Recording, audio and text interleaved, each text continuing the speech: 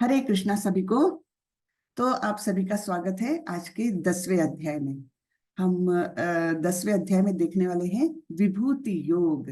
तो वो क्या है वो हम जानेंगे। 1 मिनट में पीपीटी शेयर कर लेती हूँ और उसके बाद मंगलाचरण करती हूँ।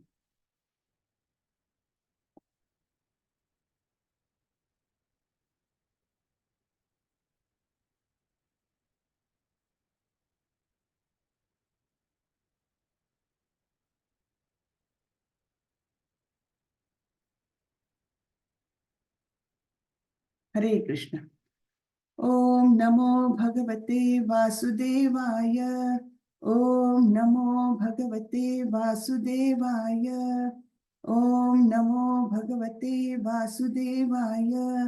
ओम अज्ञानतिमिरान्धस्य ज्ञानाञ्जनशलाकया चक्षुरुन्मिलितं येन तस्मै श्रीगुरवे नमः। श्रीचैतन्यमनोभीष्टं स्थापितं येन भूतले स्वयं रूपः कदा मह्यं ददाति स्वपदान्तिकम्। वन्देऽहं श्रीगुरु श्रीयुतपदकमलं श्रीगुरुन् वैष्णवांश्च श्रीरूपं साग्रजातं सहगण रघुनाथान्वितं तं सजीवं साद्वैतं सावधूतं परिजनसहितं कृष्ण चैतन्य देवं श्रीराधा कृष्ण पादान् सहगण ललिता श्री विशाखान्वितांश्च। हे कृष्ण करुणा सिंधु दीनबंधु जगतपते गोपेश गोपिका कांत राधा कांत नमोस्तुते। तप्त कांचन गौरांगी राधे वृंदावनेश्वरी वृषभानुसुते देवी प्रणमामि हरिप्रिये।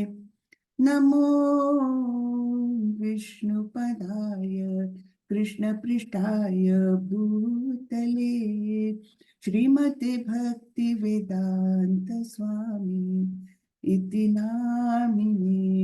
नमस्ते सारस्वती देवी गौरवाणी प्रचारिणे निर्विशेषा शून्यवादी पाश्चात्य देशतारिणी। जय श्री कृष्ण चैतन्य प्रभु नित्यानंदा श्री अद्वैत गदाधर श्रीवासादि गौर भक्त वृंदा। हरे कृष्णा कृष्णा कृष्णा हरे हरे हरे रामा राम रामा हरे हरे। हरे कृष्णा सभी को दंडवत प्रणाम। सभी का स्वागत है। आज का अध्याय है विभूति योग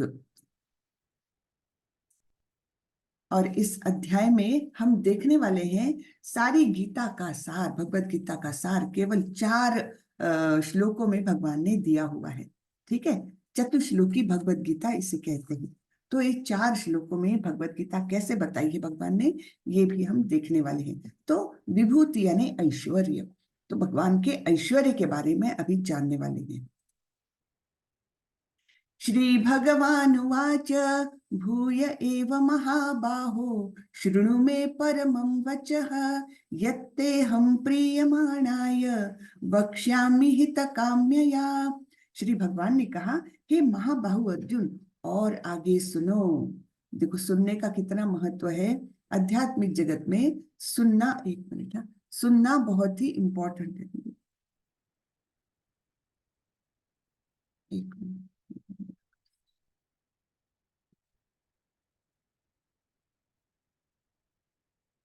आध्यात्मिक जगत में सुनने का, श्रवण का बहुत महत्व है। इसलिए नवधा भक्ति की पहली स्टेज बताई गई है श्रवणम, है ना। तो इसलिए यहाँ पर भी भगवान बोल रहे हैं श्रृणु, सुनो।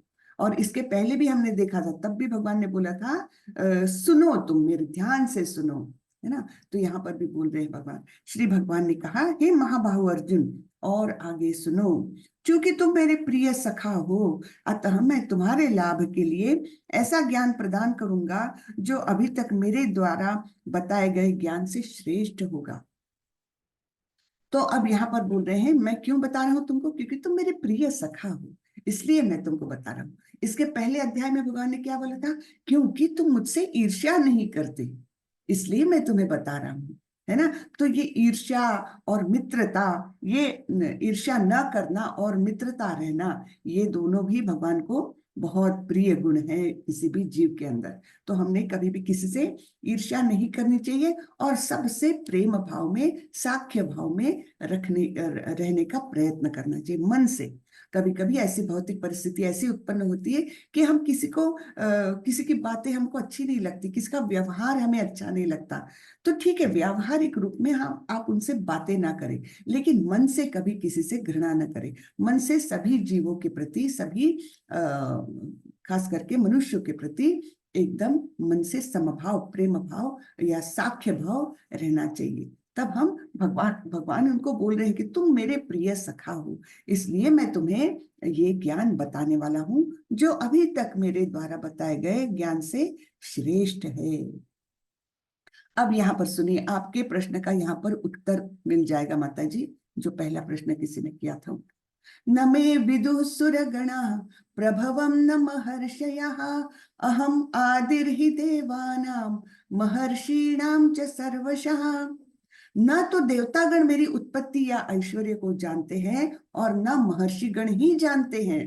तो आपके प्रश्न का उत्तर मिल गया यहाँ पर, है ना माता जी, कि आपने पूछा था खुद से क्यों बताना पड़ रहा, क्योंकि और कोई उनके बारे में जानता नहीं है, इसलिए उनको बताना पड़ रहा। तो ना देवतागण मुझे जानते हैं पूरी तरह से, ना महर्षि गण जानते हैं, क्योंकि मैं सभी प्रकार से देवता और महर्षियों का भी कारण स्वरूप यानी उद्गम हूँ, मुझसे ही वे निकले हुए हैं। जब हम मतलब कोई व्यक्ति, जैसे किसी माँ का बच्चा ले लीजिए, हाँ, माँ का बच्चा हुआ, वो उससे उससे उत्पन्न हुआ, तो माँ के जो पूर्व वो है, बच्चा होने के पहले का या बच्चा जानकार होने के पहले का जो कालावधि है माँ के बारे में, वो तो बच्चा जान ही नहीं सकता ना, अनलेस कोई उसको बताए। लेकिन जो बताएगा वो अपने स्वरूप में बताएगा, माँ के मन की बातें तो नहीं बता सकता, है ना।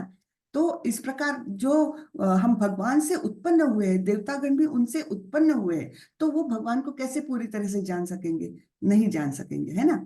तो इस प्रकार, इसलिए भगवान बोल रहे हैं, इसलिए मुझे बताना पड़ रहा है। जो मुझे अजन्मा अनादि समस्त लोकों के स्वामी के रूप में जानता है, मनुष्यों में केवल वही मोह रहित और समस्त पापों से मुक्त होता है। तो क्या बोलता है कि क्या बोल रहे हैं भगवान, कि मैं हूं अजन्मा, ना मेरा जन्म हुआ है और मेरा ना कोई आदि है, कोई स्टार्टिंग पॉइंट भी नहीं है। तो और मैं सभी लोगों का स्वामी हूँ। क्यों? क्योंकि मैंने ही इनका सृजन किया है, मैंने ही इनको उत्पन्न किया है, बनाया है। तो इस रूप में अगर कोई मुझे जान ले कि ना मैं जन्मा हूं, ना मेरा कोई स्टार्टिंग पॉइंट है और मैं ही तीनों लोगों का स्वामी हूँ, अगर कोई मुझे इस रूप में पूरी तरह से जान लेता है तो वो समस्त पापों से मुक्त हो जाता है। सप्तर्षिगण तथा उनसे भी पूर्व 4 अन्य महर्षि एवं सारे मनु यानी मानव जाति के पूर्वज सब मेरे मन से उत्पन्न है, और विभिन्न लोकों में निवास करने वाले सारे जीव उनसे अवतरित हुए हैं। तो उन्होंने बताया वंश कैसा चला आ रहा है, कि सारे इनको मैंने मेरे मन से उत्पन्न किया, सप्तर्षिगण।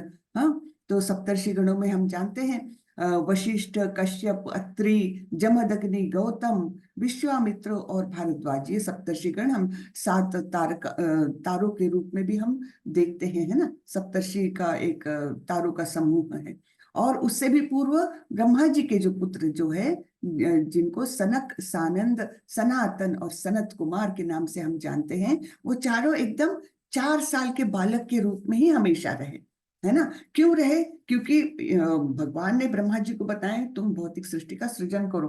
तो सृजन करने के लिए प्रजा पैदा करना आवश्यक है। तो ब्रह्मा जी ने इनको पैदा किया और उनको बोला कि अब आप प्रजा को बढ़ाओ। लेकिन इन चारों ने मना कर दिया। इन्होंने बोला कि हम ज्ञान में हमारा वर्धन करेंगे और उसके बाद हम भगवान को जानने का, हमारा जो ओरिजिन है उनको जानने के लिए प्रयत्नशील रहेंगे। और हम ये शादी वादी के यानी प्रजा प्रजनन के मार्ग में हमको नहीं जाना है। ऐसे जब ब्रह्मा जी को बोल दिया तो ब्रह्मा जी बहुत ही उनसे क्रोधित हो गए और उन्होंने उनको बोला कि आप 4 साल के बच्चों के समान ही हमेशा रहोगे।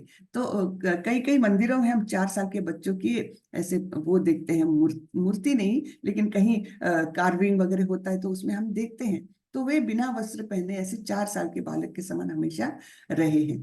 तो ये ज्ञानी थे, लेकिन जब ये वैकुंठ गए उनको साक्षात नारायण का दर्शन भी हुआ और उनके गले में जो माला थी उसका सुगंध उन्होंने सुना, तुलसी माला का सुगंध सुना, सुगंध उन्होंने सूंघा और उससे उनके मन में पूरी भक्ति उत्पन्न हो गई और वो परम भक्त बन गए।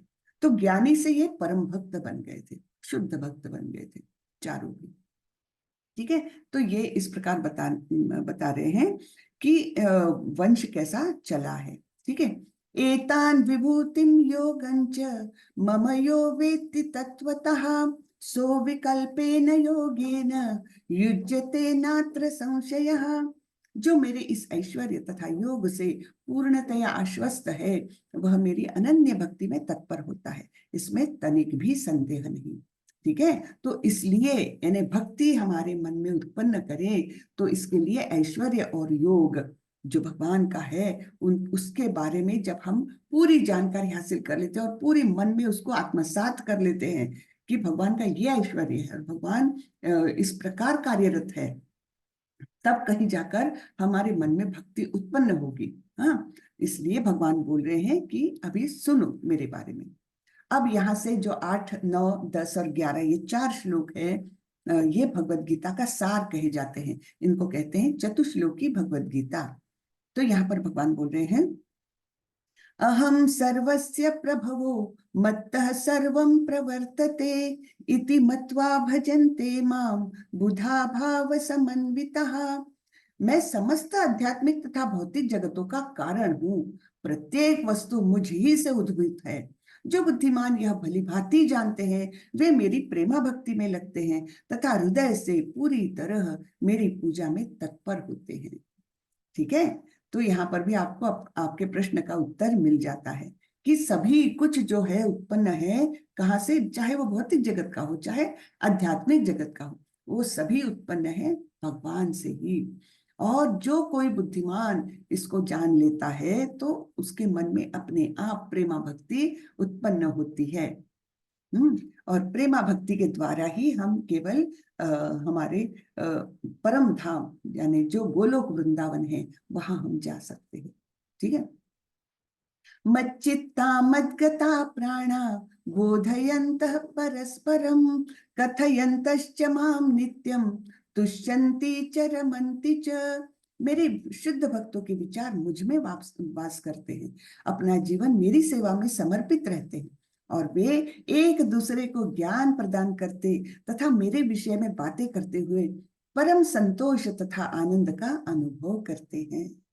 तो यहाँ पर हम ये देखेंगे, एक छोटा सा वीडियो है।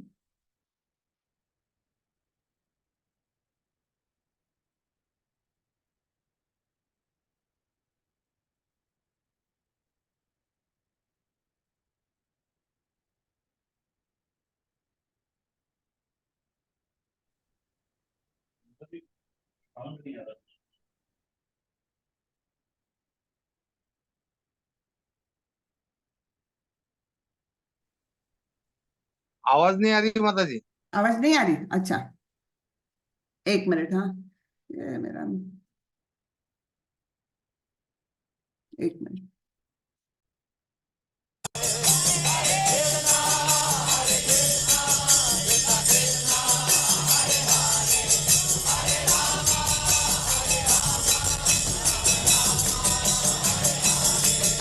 Hare Krishna, Krishna Krishna, Hare Hare, Hare Rama,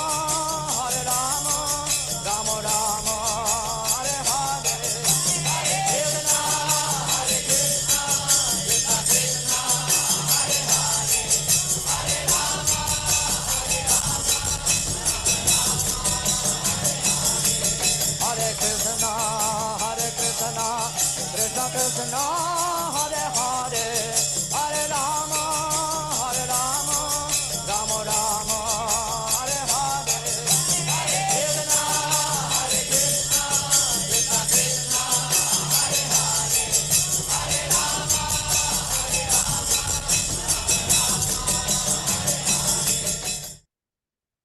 तो ये हमने छोटा सा वीडियो देखा प्रभुपाद जी का। तो यहाँ पर ये क्यों दिया गया है, क्योंकि देखिए, जो एक दूसरे से बातें करते हैं भक्त लोग ना, वो केवल कृष्ण के बारे में बातें करते हैं और उसमें उनको बहुत आनंद आता है। तो यहाँ जब कृष्ण का संकीर्तन हो रहा है इतने बड़े पैमाने पर, सबके चेहरे पर देखिए आप कितना आनंद है, परम संतोष और आनंद। तो ये भक्तों की एक निशानी है कि उनको केवल कृष्ण के बारे में बातें करने में ही रुचि है। ये भौतिक जगत की बातें उनमें उनको रुचि नहीं है। कृष्ण की लीलाओं की वे चर्चा करते हैं, ऐसा हुआ था वैसा हुआ था, कृष्ण का कीर्तन करते हैं, और तब उनके चेहरे देखिए कैसे प्रफुल्लित रहते हैं, है ना।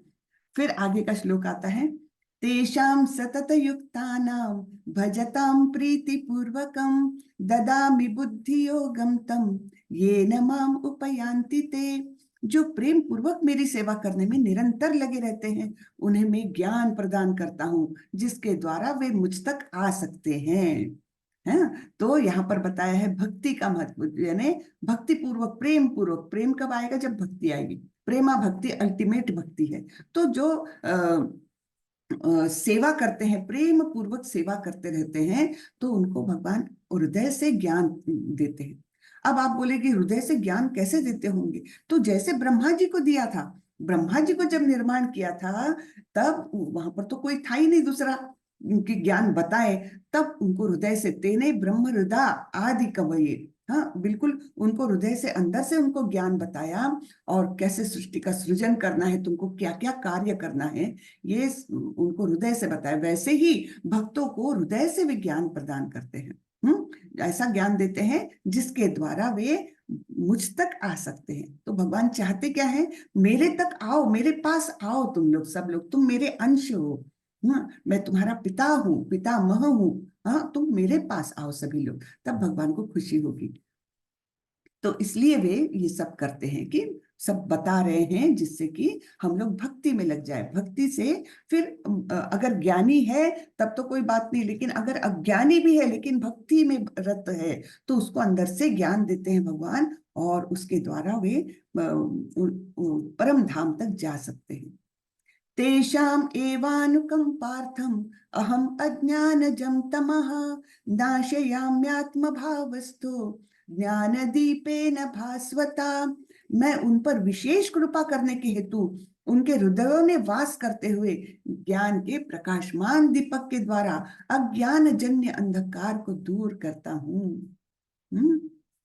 तो ये 8 से लेकर 11 तक के जो श्लोक है, वो बताते हैं कि भगवत गीता क्यों बताई गई, भगवान क्या है, भगवान से ही हम सब उत्पन्न हुए हैं, है ना। और इस प्रकार जो प्रेमा भक्ति में लग जाता है, उसको अंदर से ही ज्ञान देते हैं भगवान।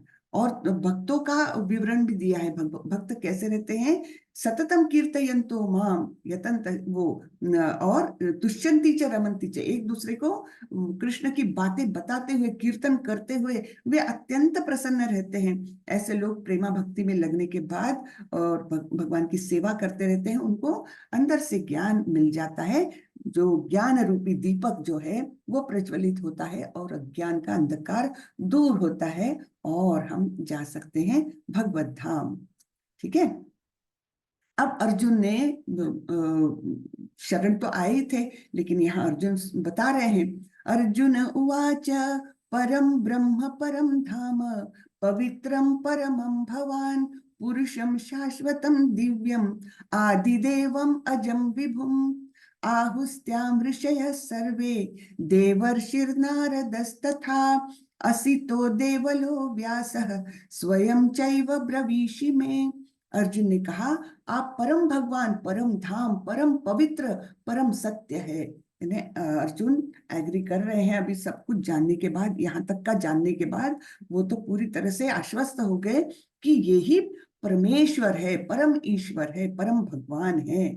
फिर बोलते हैं, आप नित्य दिव्य आदि पुरुष, अजन्मा तथा महानतम है, और नारद, अस्तित, देवल तथा व्यास जैसे ऋषि आपकी इस सत्य की पुष्टि करते हैं, और अब आप स्वयं भी मुझसे कह रहे हैं। यानी केवल आपने कहा और मैंने माना, ऐसा भी नहीं है, इन लोगों ने इसके बारे में पुष्टि की है। यद्यपि भगवान ने बोला है कि मुझे कोई पूरी तरह से नहीं जानता, लेकिन जो कुछ जानते हैं उन्होंने इसी दृष्टि से बोला हुआ है, नारद, असित, देवल, व्यास वगैरह ऋषियों ने, और आप उसी की पुष्टि कर रहे हैं, आप उसी को सब्सटैंशिएट कर रहे हैं। ठीक है, तो अर्जुन तो यहाँ आश्वस्त हो गए कि यही परमेश्वर है। हाँ, फिर सर्वमेतद्ऋतं मन्ये यन्मां वदसि केशव नहि ते भगवन् व्यक्तिं विदुर्देवान दानवः। हे कृष्ण, आपने मुझसे जो कुछ कहा है उसे मैं पूर्णतया सत्य मानता हूँ। हे प्रभु, न तो देवतागण न असुरगण ही आपके स्वरूप को समझ सकते हैं। हे परम पुरुष, हे सबके उद्गम, हे समस्त प्राणियों के स्वामी, हे देवों के देव, हे ब्रह्मांड के हे ब्रह्मांड के प्रभु, निस्संदेह एकमात्र आप ही अपने को अपनी अंतरंगा शक्ति से जानने वाले हैं।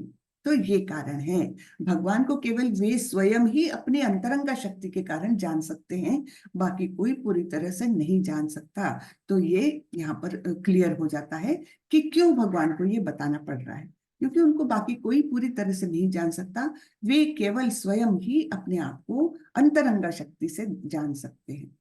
हे कृष्ण, हे परम योगी, मैं किस तरह आपका निरंतर चिंतन करूं और आपको कैसे जानूं?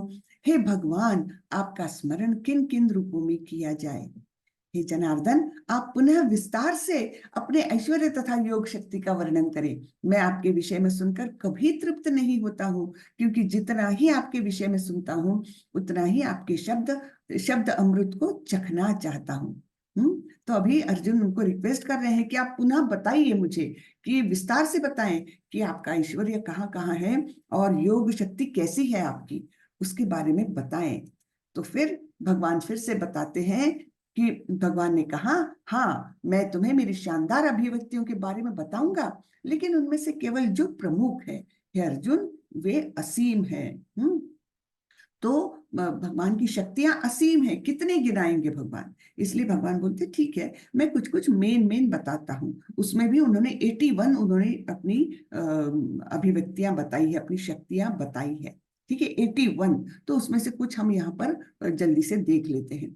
जैसे उन्होंने बताया कि मैं आदित्यों में विष्णु हूँ, मैं सितारों में चांद हूँ, वेदों में सामवेद हूँ, देवताओं में इंद्र हूँ, और इंद्रियों में मन हूँ, और जीवित प्राणियों में जीवन शक्ति हूँ, रुद्रों में मैं शिव हूँ, और यक्ष और राक्षसों में कुबेर हूँ, पुजारियों में बृहस्पति, और जो युद्ध करने वाले होते हैं योद्धाओं में मैं स्कंद हूँ, जलाशयों में मैं सागर हूँ, साधुओं में भृगु हूँ, ध्वनि कंपन में मैं ओम हूँ, और पवित्र नाम जो जप है, जपों में मैं त्याग हूँ, फिर अचल चीजों में हिमालय हूँ। इस प्रकार उन्होंने 81 ये बताई है। हम सब में नहीं जाएंगे अभी, क्योंकि बहुत उसमें लग जाता है समय। आप लोगों को ये मिलने वाला है पीपीटी, आप वो देखिए, और जो अपने यथारूप भगवद गीता जो है ना प्रभुपाद जी की, वो जरूर पढ़िए। तो ये इसलिए बहुत इंपॉर्टेंट अध्याय है। क्यों? क्योंकि यहाँ सारे ही ऐश्वर्यों के बारे में हमको जानकारी मिलती है। ठीक है, तो आगे बढ़ते हैं। यही नहीं, अब ये बताकर भी भगवान वो नहीं बोलते कि यही नहीं है अर्जुन, मैं समस्त सृष्टि का सृष्टि का जनक बीज हूँ। ऐसा चर तथा अचर कोई भी प्राणी नहीं है जो मेरे बिना रह सके। हाँ, तो ये हे परंतप, मेरी दैवी विभूतियों का अंत नहीं है। मैंने तुमसे जो कुछ कहा वह तो मेरी अनंत विभूतियों का संकेत मात्र है।